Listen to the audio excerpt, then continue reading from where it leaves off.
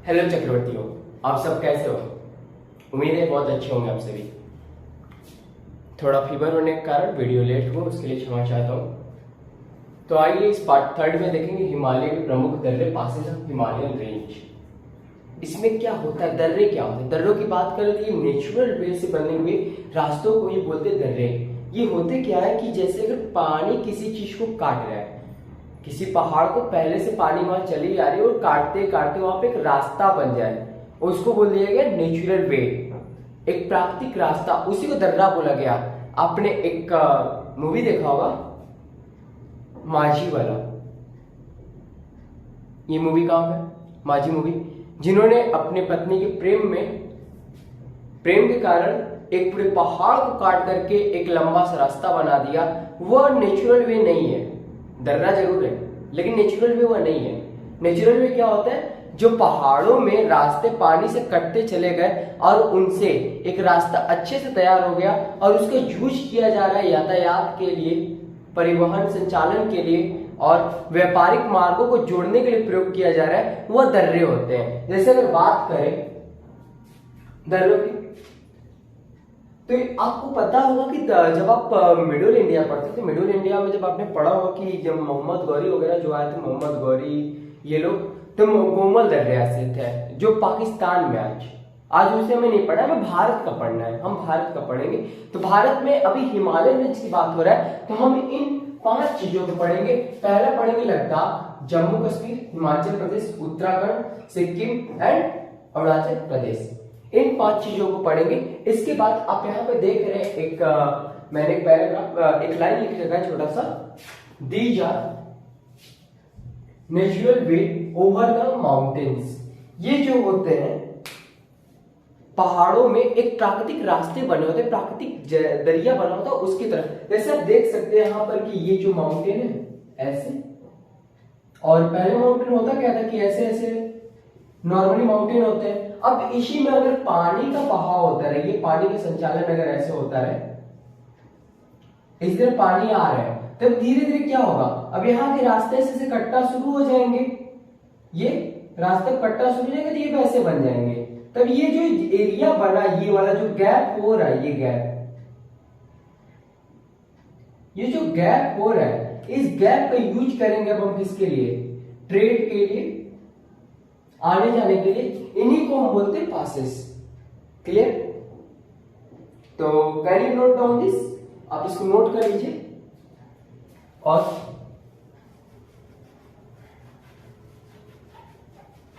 और इन्हीं का प्रयोग करके हम साउथ इंडिया हो चाहे नॉर्थ इंडिया हो, इन्हीं का प्रयोग करके हम एक जगह से दूसरी जगह आने जाने के लिए भी उपयोग करते हैं।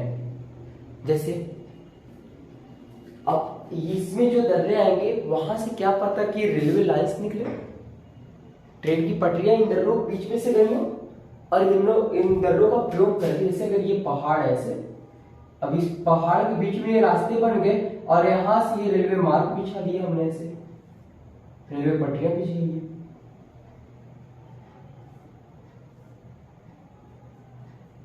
अब इसका प्रयोग करके ट्रेन उधर जा रही है। क्लियर?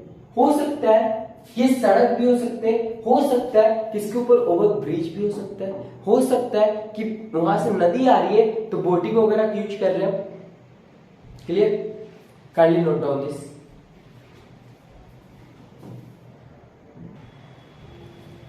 हाँ, अब देखते हैं हम कि लद्दाख का जो दर्रा है, लद्दाख स्टेट में जो दर्रे होते हैं उनकी बातें कर लेते हैं। तो सबसे पहले इसको देखते हैं, पहला जो दर्रा है काराकोरम दर्रा, ये भारत का सबसे ऊंचा दर्रा भी है। और काराकोरम याद होगा पिछले लेक्चर में ही हमने कवर किया था, इस पे गॉडविन ऑस्टिन, जिसको हम केटू के नाम से जानते हैं, भारत की सबसे सर्वोच्च चोटी में से एक चोटी थी भाई साहब। भारत की सबसे सर्वोच्च चोटी केटू काराकोरम पे, याद आया? नहीं याद आता यार, अभी स्किप करो वीडियो और जाकर को इस पे देख करके आओ। इस वीडियो को पूरा देखने के बाद उस वीडियो को भी देखना, फिर रिलेट करके देखना। जब हमने वहां पे ऊपर में जब कश्मीर देखा था,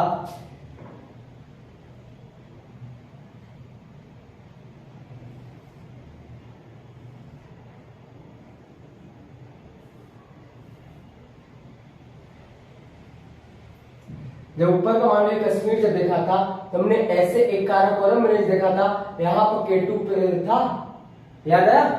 काराकोरम रेंज पर यहाँ पे K2 था। क्लियर हुआ? तो अगर अभी भी नहीं क्लियर हुआ साहब तो जा करके वहां से देख करके आओ वीडियो को, क्लियर हो जाएगा।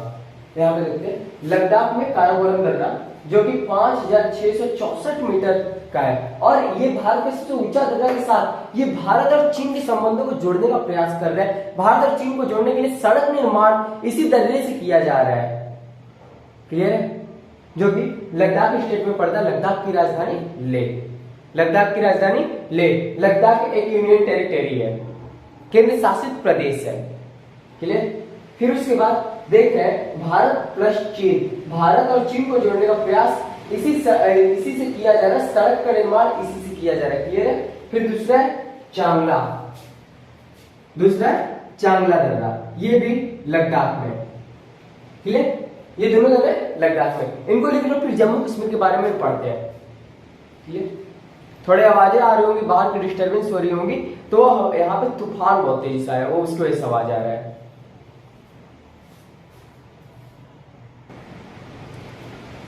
अब जम्मू कश्मीर के दर्रों के बारे में बात करें, जम्मू कश्मीर के दर्रों के बारे में बात करें तो हम देखते हैं कि यहाँ पे गुर्जिल दर्रा, पहली जो दर्रा आती है वो गुर्जिल दर्रा था जो कश्मीर को मिड एशिया से जोड़ता है, मिडिल एशिया से। अगर बात करें कब जोड़ता था, फिर मुगल काल की बात कर रहे हैं हम, मिडल इंडिया की बात हो रही है, मुगल काल। फिर उसके बाद अगर बात करें जोजिला दर्रा श्रीनगर प्लस लेह को जोड़ता है, जोजिला दर्रा जो है वो श्रीनगर और लेह को जोड़ता है। फिर इसके बाद परी पंजाल दर्रा, कुलगांव और कोठी, ये दोनों ही कश्मीर में है। तो इसका मतलब है कश्मीर के मिड में पड़ेगा ये दर्रा, तो ये दोनों को जोड़ेगा आपस में, कश्मीर में है तो दोनों को आपस में जोड़ेगा। ठीक है, कुलगांव और कोठी को। लेकिन एक इंपॉर्टेंट बात सर, एक इंपॉर्टेंट बात, इंपॉर्टेंट ये नहीं है, इंपॉर्टेंट यहाँ पर है ये परिपंजाल दर्रा की बात करें तो यहां से परिपंजाल सुरंग भी आएगा जो इससे इस दर्रे से न जुड़ करके बनिहाल दर्रे से जुड़ेगा। अभी इसको लिख लो तो फिर दिखा रहा हूं, लिखो।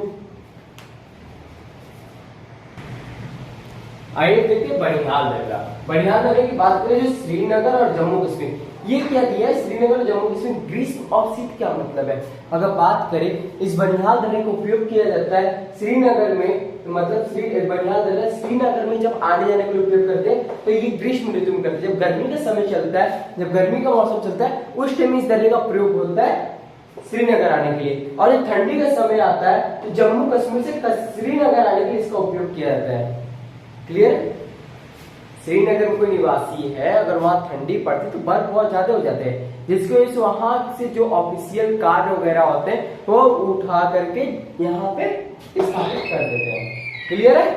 अब इसके बाद देखें जवाहर सुरंग के बारे में बात करें तो बनिहाल दर्रे से जवाहर सुरंग भी चलता है, इस बात को क्लियर रखना, जवाहर सुरंग भी बनिहाल दर्रे से चलता है। पीर पंजाल, उसको जो परी पंजाल बोला था पीछे लेक्चर में इसी में, ठीक है भाई, थोड़ा देर पहले उसको पीर पंजाल करेक्ट कर लेना, वो पीर पंजाल है। पीर पंजाल सुरंग ये भारत की सबसे लंबी रेलवे सुरंग है, भारत की सबसे लंबी रेलवे सुरंग है। इसकी बात करते हैं 11.2 किलोमीटर, ये दूरी देखना ट्रिपल स्टार बना है, ये ट्रिपल स्टार है, मतलब मोस्ट इंपॉर्टेंट, क्योंकि परिपंजाल दर्रे से ये नहीं चलता, ये चलता है बनिहाल दर्रे से। इसका नाम पीर पंजाल। इसका एक नाम और नोट करना,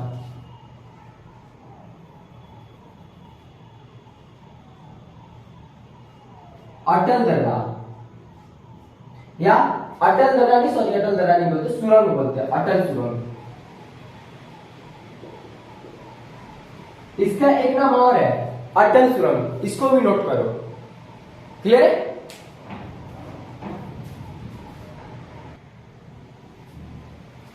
अभी थोड़ा सा ट्विस्टेड एरिया आने वाला है। अभी तक हमारे जो दर्रे आ रहे थे जम्मू कश्मीर और लद्दाख वाले, वहां से रास्ते निकल रहे थे, वहां से रेलवे लाइनें निकल रही थी, यहाँ से नदियां निकलेंगी, यहाँ से नदियां निकलेंगी। जैसे बड़ा लालचा दर्रा की बात कर दे तो यहाँ से चिनाब नदी निकलती है, यहाँ से क्या निकलती है, चिनाब नदी।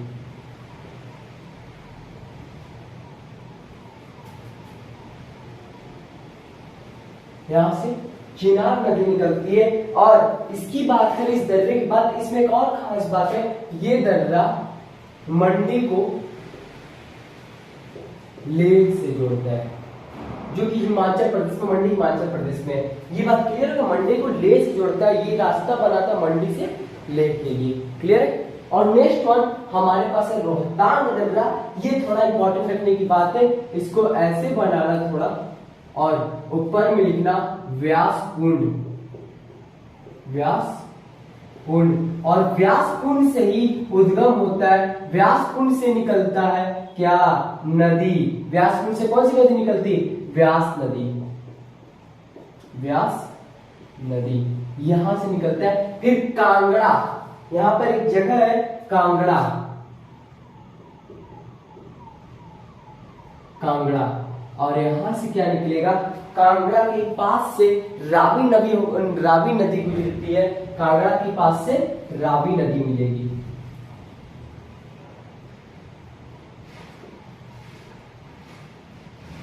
रावी नदी मिलती है। क्लियर है। फिर यहाँ पे आता है सिरकिला दर्रा, सिरकिला दर्रा। इस दर्रे से सतलज नदी गुजरती है, यहां से सतलज चलेगी, सतलज, सतलज नदी।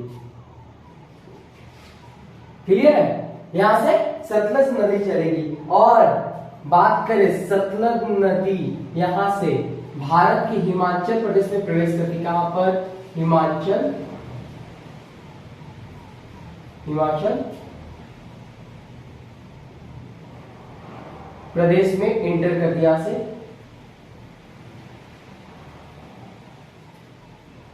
इंटर, हिमाचल प्रदेश में इंटर कर दिया, यहां से आती है हिमाचल प्रदेश इंटर। ठीक है। यहां से सतलज नदी हिमाचल प्रदेश में प्रवेश कर जाती है। क्लियर है। इसको इतना लिख लो। फिर इसके बाद हम पढ़ते हैं उत्तराखंड के दर्रे, छोटे छोटे टॉपिक से इसके बाद के, मात्र 10 से 5 मिनट का और टॉपिक है, तो उसको बोलने की आवश्यकता नहीं, इसको उतार लीजिए आप सभी।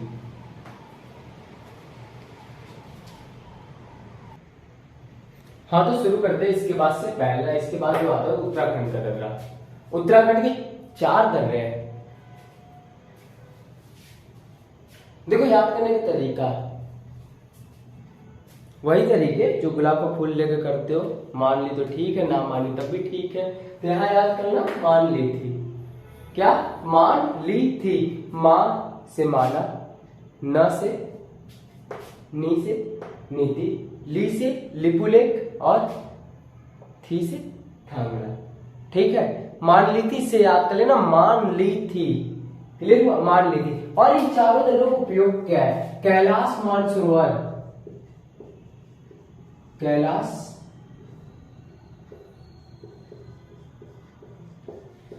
सरोवर, कैलाश मानसरोवर की यात्रा,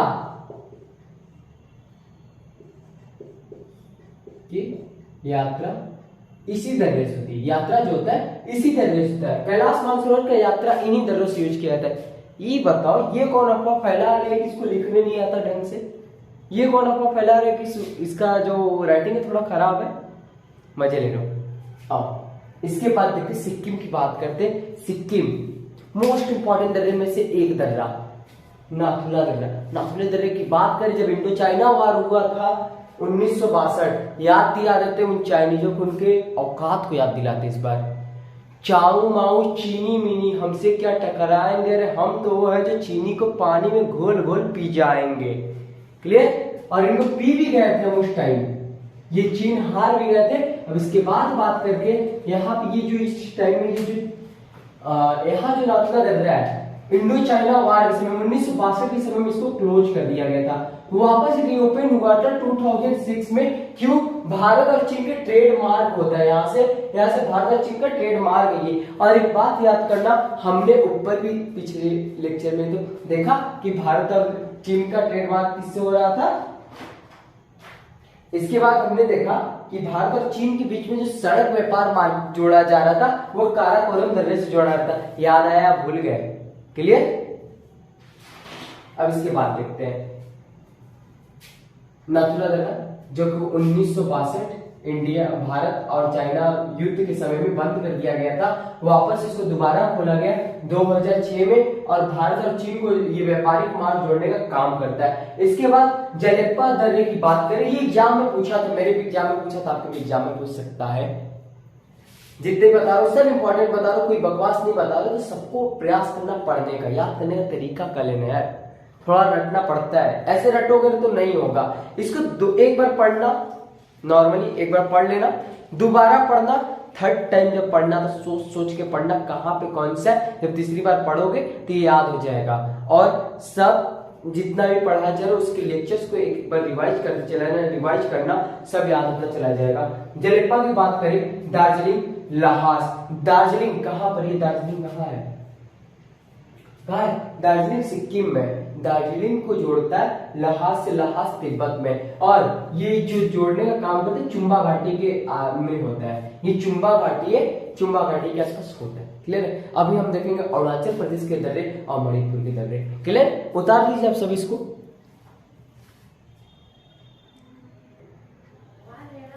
आइए अब इन दोनों की बात कर लेते हैं, जो कि अरुणाचल प्रदेश और मणिपुर के दर्रे हैं। तो अरुणाचल प्रदेश में 3 दर्रे, बोमडीला, यांग्यांग और दीफू। ठीक है, बोमडीला, यांग्यांग और दीफू। और यहाँ पर मणिपुर में एक दर्रा है, तुजू दर्रा। तुजू को याद कर लेना वजू से। वजू क्या होता है, मुस्लिम समाज में एक प्रकार की प्रथा होती है, जो कि जैसे आप लोग पूजा वगैरह करने जाते हैं तो हाथ पैर धुल के जाते हैं, उसी तरह यहाँ पर भी हाथ पैर धुलने की प्रथा को वजू बोलते हैं। तो यहाँ पे वजू से तुझ याद करेगा। क्लियर है। अब यहाँ पर देखते हैं बोमडीला दर्रा की बात करें तो बोमडीला दर्रा जो वह अरुणाचल प्रदेश को तिब्बत से जोड़ता है। किससे जोड़ता है, तिब्बत से कनेक्ट करता है। यांग्यांग दर्रा, यांग्यांग की बात करें तो ये इंडिया को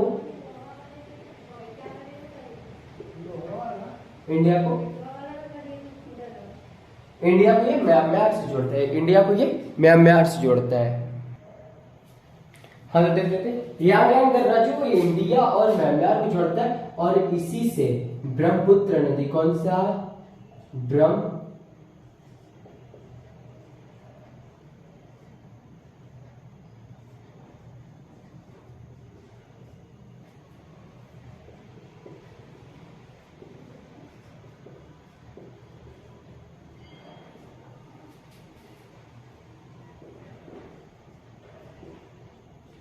ठीक है, इसी से यांग्यांग दर्रे से ही इंडिया और म्यांमार के रास्तों को जोड़ा जाता है, और इसी जगह से भारत में ब्रह्मपुत्र नदी प्रवेश भी करती है। ब्रह्मपुत्र नदी भारत में या इसी दर्रे के थ्रू प्रवेश करती है। अब दीफू दर्रे की बात कर लेते हैं कि जो दीफू दर्रा है इसको 2 तरीके से लिखना, एक नॉर्थ वे, एक साउथ वे, नॉर्थ और साउथ।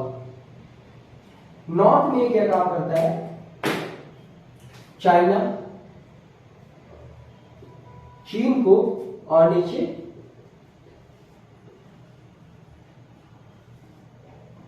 म्यांमार। ये दीफू दर्रा जो है चाइना और म्यांमार को जोड़ने का आपस में काम करता है। अब एक लास्ट बचा है तुजू दर्रा। तुजू दर्रे को देख लेते हैं, इम्फाल प्लस म्यांमार।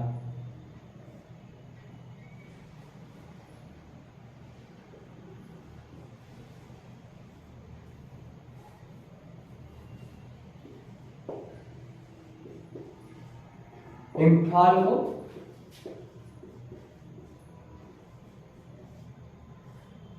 म्यांमार से जोड़ने का काम करता है, इम्फाल को म्यांमार से जोड़ने का काम करता है। ये कौन, तुजू दर्रा।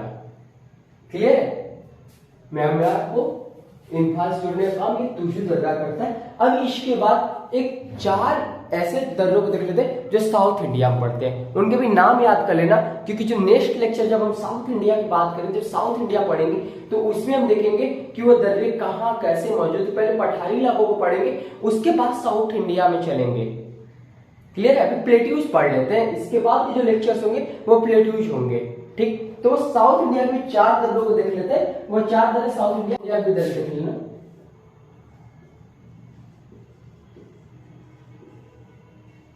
साउथ इंडिया की बात करें तो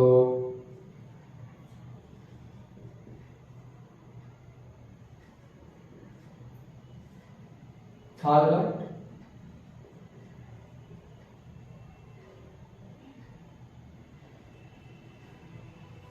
पालघाट,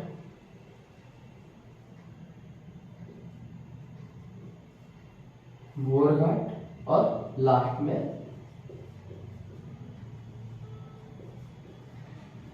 कोटा। ये इन 4 दलों को साउथ इंडिया में कवर करेंगे। तो इस टॉपिक को ताल लेना, अच्छे से याद कर लेना, एग्जाम में से 2 क्वेश्चन से 1 क्वेश्चन जरूर आते हैं, या तो 2 या 1। इन टॉपिक से 2 या 1 क्वेश्चन जरूर पूछते हैं। बहुत ही आसान टॉपिक होती है, बस होता क्या है कंफ्यूजन सर, कंफ्यूजन ही वहां क्रिएट होती है और सो हमारे लिए प्रॉब्लम बन जाती है। सो ऐसा आपके लिए ना हो, तो आप लोग इसको रिवाइज कर लेना। तब तक के लिए जय हिंद जय भारत।